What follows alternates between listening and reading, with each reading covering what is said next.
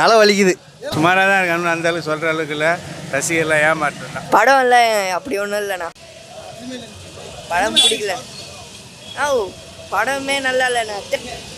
ஸ்லோவாக தான் ப்ரோ இருக்கு, அந்த அளவுக்கு இல்லை. எதிர்பார்த்த அளவுக்கு இல்லை, கொஞ்சம் மாசாக இருக்கும் அப்படின்னு எதிர்பார்த்தோம். என்னன்னா நம்ம ரஜினி படம் மாதிரி இருக்கும்னு நினச்சேன், ஆனால் இல்லை, ரஜினி படம் மாதிரி இல்லை, அவ்வளோதான் சொல்ல முடியும்.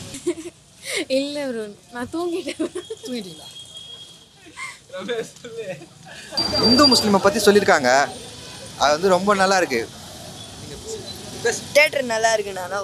பேசுகிறா தலைவர் ஸ்க்ரீனில் பார்த்ததே போதும் ஐயா. தலைவர் தரிசனம் எப்பயுமே முக்கியம்தான். படம் எப்படி இருக்கோ இல்லையோ, தலைவரை ஸ்க்ரீனில் பார்த்தா போதும். படம் ரொம்ப நல்லா இருந்தது. ஸ்டார்டிங் கொஞ்சம் நேரம் ஸ்லோவாக இருக்க மாதிரி இதாக இருந்தது. ஆனால் எடுத்தோடனே படத்தோட உள்ளே நம்ம போயிடலாம். போனோடனே படம் வந்து என்ன சொல்ல வராங்கன்னா, இங்கே ஒரு 2 மதத்தை வச்சு ஒரு அரசியல் நடக்குது. நம்மளுக்குள்ளே ஒரே ஒரு ஒற்றுமை மட்டும்தான் இருக்கணும். இது 2 மதத்துக்குமே ஒரு உன் கடவுள் வேறையாக இருக்கலாம், என் கடவுள் வேறையாக இருக்கலாம், நம்ம கும்பிடுற விதம் வேறையாக இருக்கலாம், ஆனால் கடவுள் ஒன்று தான். இதுதான் அவங்க சொல்ல வராங்க. அது ரொம்ப ஆணித்தனமாக சொல்லியிருக்காங்க. செந்தில் போர்ஷன்லாம் ரொம்ப நல்லா ஒர்க் அவுட் ஆகிருக்கு. செந்திலோட போர்ஷன்லாம் ரொம்ப சூப்பராக ஒர்க் அவுட் ஆகிருக்கு.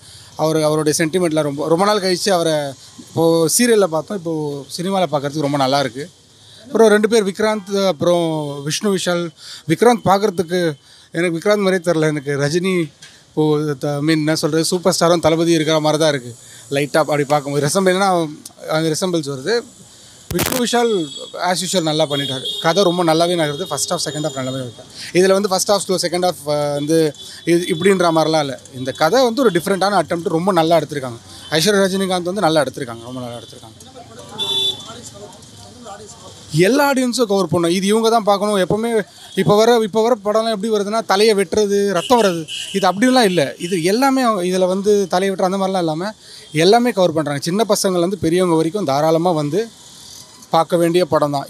இப்போ இருக்கிறவங்க ரொம்ப பார்க்க வேண்டிய படம். ஏன்னா இப்போ சமீபமாக இதை பற்றி தான் நிறைய டாக் வருது. மிட் பீரியடில் கூட எனக்கு தெரிஞ்ச அந்த அளவுக்கு இல்லை. நம்ம அதுக்கப்புறம் நிறைய படங்களை கடந்து வந்துட்டோம். ஆனால் இப்போது இது எல்லாருமே, அதாவது சின்ன பசங்கள்லேருந்து இப்போ வரைக்கும் எல்லாருமே பார்க்க வேண்டிய படம் தான்.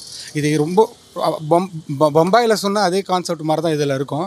ஆனால் இதில் ரொம்ப கேஷுவலாக சொல்லியிருக்கிறாங்க. ஆனால் இப்போ இருக்கிறவங்களுக்கு புரிகிற மாதிரி சொல்லியிருக்காங்க. அப்போ அது 90ஸில் வந்தது, இப்போ 2Kக்கும் புரிகிற மாதிரி சொல்லியிருக்காங்க. ரொம்ப சிம்பிளாக சொல்ல போனால், எந்த கடவுள் வேணால் கும்பிடுங்க, இதில் யார் பெருசு யார் சின்னது அப்படிலாம் கிடையாது. நீங்கள் உங்கள் வழியில் கும்பிட்றீங்க, நான் எங்கள் வழியில் கும்பிட்றேன், ஆனால் மொத்தத்தில் ஒரே கடவுள் தான் நம்மளுக்கெல்லாம் அப்படின்ற மாதிரி தான் சொல்ல வந்திருக்காங்க. ரொம்ப நல்லா எடுத்திருக்காங்க. புரியல. ஃபைட் எல்லாமே நல்லா இருந்தது. இப்போது சும்மாவே நான் பேசுனால ஒரு சின்ன, இப்போ நம்ம நான் ஆக்சுவலாக விஜய் தளபதி ஃபேன்ன்றதுனால அவருடைய ஃபைட்ஸ்லாம் ரொம்ப நுணுக்கமாக இருக்கும். நான் ரொம்ப ரசித்து பார்த்துருக்கேன் ஃபைட்ஸ்லாம். அதில் இன்னும் கொஞ்சம் ஃபைட்ஸ் நல்லா ஒர்க் பண்ணியிருக்காங்க. ஏன்னா அவங்க ஃபைட்டுக்கு வந்து அவங்க ரொம்ப கேஷுவலாக எடுத்துருக்குறாங்க ஃபைட்டு. நீங்கள் சூப்பர் தலைவரது கேட்குறீங்களா? இல்லை, தலைவரது வந்து அவர் ஆஸ் யூஷுவலுங்க. அவர் ஆஸ் யூஷுவல் ஒரு ஃபைட் சீக்வன்ஸ் வருது. ஒரு ஸ்வாட் மாதிரி இருக்கும், 2 பக்கம் கத்தி மாதிரி இருக்கும். அதில் ஒரு ஃபைட் சீக்வன்ஸ் பண்ணியிருக்காரு, ரொம்ப அருமையாக பண்ணியிருக்காரு. அதில் ரொம்ப சூப்பராக பண்ணியிருந்தார். ஏரோமோன் அந்த ஜலாலி வந்து அப்பப்போ கூஸ் பம்ப்ஸ் வந்துடும். அந்த ஜலாலி அவருடைய அந்த ட்ரேட்மார்க் ஒன்று வச்சுருப்பார். நம்ம அந்த செக்கசி வந்த வனமா சிம்புது ஒரு படம் வந்தது இல்லையா, அவரது வரும்போது அந்த நடுவில் அந்த ஒரு பிஜிஎம் வரும்ல, அந்த ஹைப் பண்ணுற மாதிரி, அந்த மாதிரி இதில் அந்த ஜலாலி வந்து செம்மையாக ஹைப் பண்ணுது. இப்போ ஜலாலி இப்போ ஒரு சூப்பர் ஸ்டார் படம் மாதிரி தெரியாமல் 3 பேருக்குமே ஹைலைட் பண்ண மாதிரி தான் இருந்தது. இப்போ சூப்பர் ஸ்டார் படம் இல்லாமல் 3 பேர் ஹைலைட் பண்ணுற மாதிரி இருந்தது. தாராளமாக இந்த படத்தோட அந்த ஒன்லைனுக்காகவே 4 கொடுக்கலாங்க. நம்ம வந்து ரொம்ப கதையாக பார்க்கணும், இது ரொம்ப இம்பேக்டாக இருக்குது, சண்டை இல்லாமல் 10க்கு சொல்கிறீங்களா? 10க்கு தாராளமாக என்னை பொறுத்த வரைக்கும் நான் பார்த்த இதில் வந்து அவங்க சொல்கிற மெசேஜுக்கே என்னை பொறுத்த வரைக்கும் நான் 8.5 நான் கண்டிப்பாக கொடுப்பேன். கண்டிப்பாக வந்து குழந்தைங்க வந்து பெரியவங்க வந்து பார்க்கலாம். ஏன்னா நல்ல கருத்தை தான் சொல்கிறாங்க, தாராளமாக எல்லாருமே பார்க்கலாம். ஆக்சுவலாக அது வந்து ஃபஸ்ட்டு படம்ன்றது ஒரு சில விஷயத்தில் தெரிஞ்சாலும் இது நல்ல அட்டெம்ப்ட். ஆனால் அவங்க எடுத்துகிற விதமே நல்லா இருந்தது. ஐ மீன் படத்தோட பிகினிங்லேருந்து இதுதான் பிரச்சனை, இதை சுற்றி தான் ஒரு கதை வரப்போகுதுன்றது முன்னாடி ஆடியன்ஸ் மைண்ட் செட் பண்ணிவிட்டு அதுக்கப்புறம் எதனால் இது நடந்ததுன்றதை கதை ஸ்க்ரீன் ப்ளே அப்படி தான் எடுத்துகிட்டு போகிறாங்க. படத்தில் ஸ்டார்டிங் ஒரே ஒரு ரொமான்டிக் சாங் தான் வரும், அதுவும் விஷ்ணு விஷாலுக்கு மட்டும்தான் வருது. அதுக்கப்புறமா நல்லா எடுத்துகிட்டு போகிறாங்க. விஷ்ணு விஷாலுக்கு எனக்கு தெரிஞ்சு இது கம்பேக் கிடையாது. விஷ்ணு விஷால் ஆல்ரெடி நல்லா தான் இருக்காரு. ஆமாம், கட்டா குஸ்தி பண்ணார். அவருடைய எல்லா படமும் நான் ஃபாலோ பண்ணியிருக்கேன். அவருடைய முண்டாசு பட்டி பார்த்தீங்கன்னா டிஃப்ரெண்ட்டாக இருக்கும். அவருடைய அந்த கிரிக்கெட் சம்மந்தமான படம் பண்ணார். ஜீவா அதுவும் சூப்பராக இருக்கும். அதுக்கப்புறம் எனக்கு பர்சனலாக ரொம்ப பிடிக்கும் அந்த முண்டாசு பட்டி பிடிக்கும். அப்புறம் வேறு என்ன படம் பண்ணிக்கிறேன் டக்குன்னு வரும், இப்போது நிறைய டக்குன்னு வர மாட்டேங்குது. விஷ்ணு விஷால் நடித்த படம் கட்டா குஸ்தி பண்ணார், ஜீவா பண்ணார். அவர் ஒரு ஒரு ஹாரர் மூவி ஒன்று பண்ணார், அதுவும் கொஞ்சம் டிஃப்ரெண்ட்டாக தான் இருந்தது. Correct.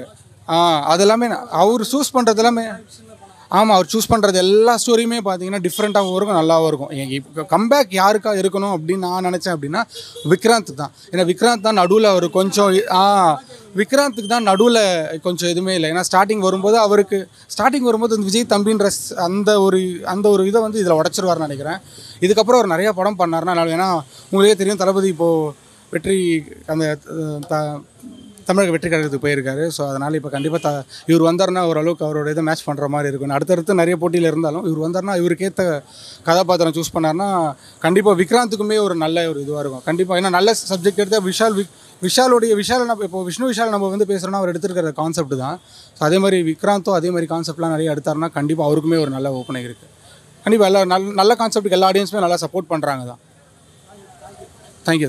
Bro comeback Aishwarya Rajinikanth சூப்பராக இருந்தது ப்ரோ.